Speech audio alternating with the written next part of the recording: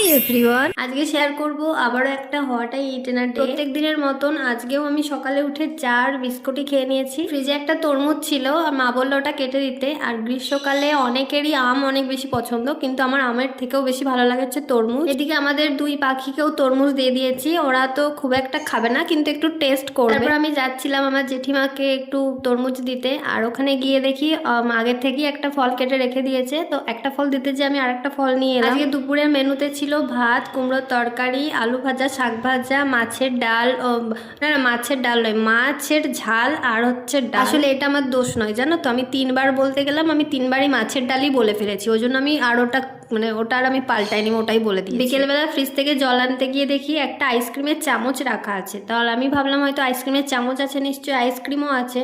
তো ডিপ ফ্রিজটা খুলে দেখি আইসক্রিম তো নেই, কিন্তু একটা বড় চকলেট। আর এই চকলেটটা না ফ্রিজটাকে একদম মাথা দিব্যি দিয়ে দিয়েছে যে আমি তোকে ছেড়ে কিছুতেই যাব না। আমি একদম ওটাকে খোদাই করে তারপরে বের করেছি ফ্রিজ থেকে। রাত্রেবেলা গিয়ে দেখি মা আমার পছন্দের খিচুড়ি রান্না করেছে। তো ওটা খিচুড়ি দেখলে আমার মন এমনিই খুশি হয়ে যায়। আর এদিকে মা সবাইকে দিয়ে দিচ্ছিল এক এক করে। আজকের ভিডিওটা এই পর্যন্তই। মাঝরাতে উঠে আমি আর কিছু খাই না।